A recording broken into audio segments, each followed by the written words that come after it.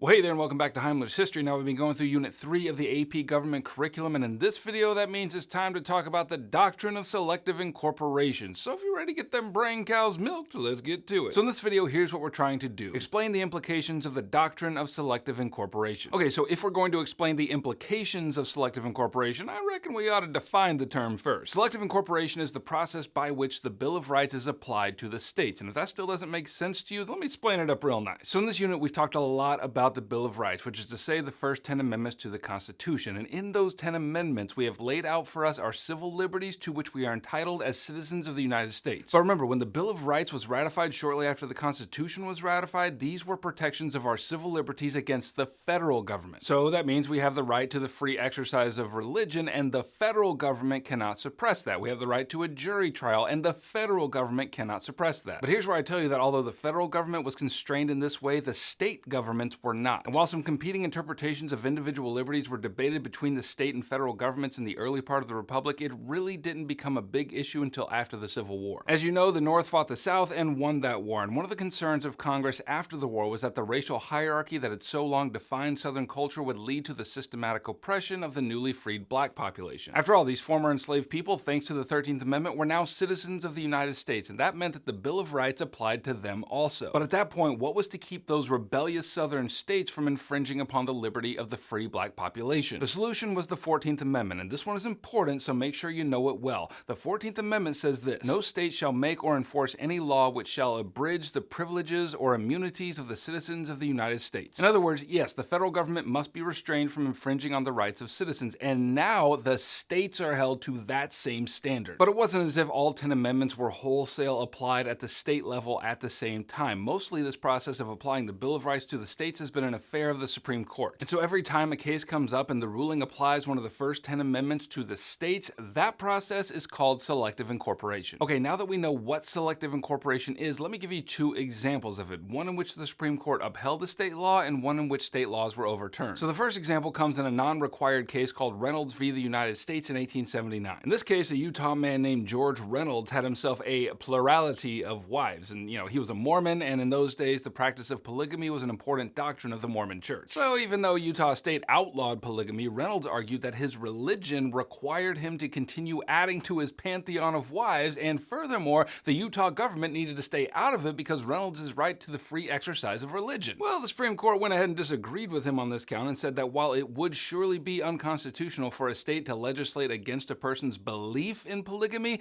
they could definitely legislate against the practice of it. So that's an example of the Supreme Court upholding a state law in the process of selective incorporation, and now let's have a look at when the court went the other way. And for that, let's consider one of your required cases, namely McDonald v. Chicago in 2010. Now, I've got a whole video explaining the details of this case, but here we'll just talk in generalities. So recall in the Unit 3 Topic 5 video, we talked about the case Heller v. District of Columbia, in which the Supreme Court overturned the restrictive gun laws in Washington, D.C. However, since D.C. is a federal district, that ruling did not apply to the states, but that's where McDonald v. Chicago comes in. So Chicago had a law requiring all handguns to be registered, but the kick in the face was that the city had rejected all registration of those guns since the early 80s. In other words, while handguns were technically legal, in reality it was an impossibility to own one. And so the case was brought before the Supreme Court in the wake of the Heller decision, and it was argued that if the court ruled that the Second Amendment allowed citizens of Washington, D.C. to own handguns, that should also be the case for the states. And the court agreed, but narrowly in a 5-4 decision, and in that way the Second Amendment was incorporated to the states. The last thing I'll say is this: we've talked about what it means to incorporate the Bill of Rights to the states, but what is the selective part of it talking about? Well, remember what I said earlier, namely that the first 10 amendments were not wholesale applied to the states. As a case comes up, incorporation happens selectively. In other words, not all at once. And at this point, the first, second, fourth, fifth, sixth, and eighth amendments have all been selectively incorporated to the states through various SCOTUS decisions. Okay, if you need more help, then click right here and grab a review packet, which is going to help you get an A in your class and a 5 on your exam in May. If this video helped you and you want me to keep making them, then by all means subscribe, and I shall oblige. Heimler out.